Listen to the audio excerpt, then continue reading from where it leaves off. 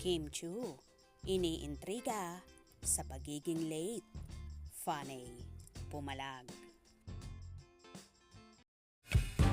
I'm overheated, can hardly sleep at night, doing crazy dreaming. You're the reason why. Hiding by the baby. Ikinagulantang ng mga netizen ang isang tila sampal sa magandang imahe ni Kim Chiu tungkol sa isang post. Nakasaad sa kwento ang malaki nitong hinampo kay Kim sa pagiging late umano nito sa rehearsal niya para sa unang guesting nito sa nasabing noontime show noong 2011 o 2012. Ayon sa kwento nito, 5 p.m. umano ang call time ng rehearsal ni Kim para sa show, pero dumating ito ng 11 p.m. at natapos ang practice nila ng 2:30 a.m.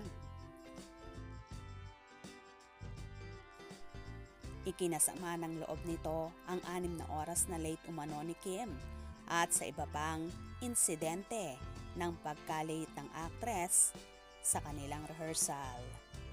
To the rescue naman ang mga solid ni Kim na nagtataka kung bakit ngayon lang inilalabas ang isang lumang eksena. Totoo kaya ito o paninira lang? Pagtatanggol naman ng iba, hindi masama ang ugali ni Kim dahil patuloy itong pinagpapala. Wala rin siyang image na unprofessional. Wala pang reaction si Kim tungkol dito. Bukas ang panig niya sa ikalilinaw ng lahat. Iba talaga kapag hitik sa bunga or namamayagpag, pilit binabato at binabatdikos ng kung ano-ano. Malay naman natin, kaya na late dahil may iba pang commitments Kimi that time. Alam naman natin kung gaano kalagari si Chinita Princess pagdating sa trabaho. At malay din natin baka naman ang call time na nakarating sa kanya ay hindi malinaw kaya delayed siya sa naturang rehearsal. At grabe tagal na niyan ha, 1 dekada na. Bakit ngayon nga lang inilalabas? Kung ito man ay paninira kay Kim, sorry po, hindi kayo magtatagumpay.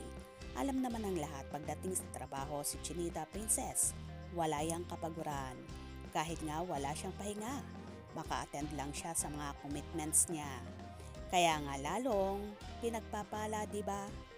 Mga kakimpaw, kayo na ang bahalang humusga sa nasabing balita. Kaya naman tumutok at wag na wag pahuhuli sa mga maiinit na kaganapan. Anong inyong magiging reaksyon sa bidyong ito? Comment below.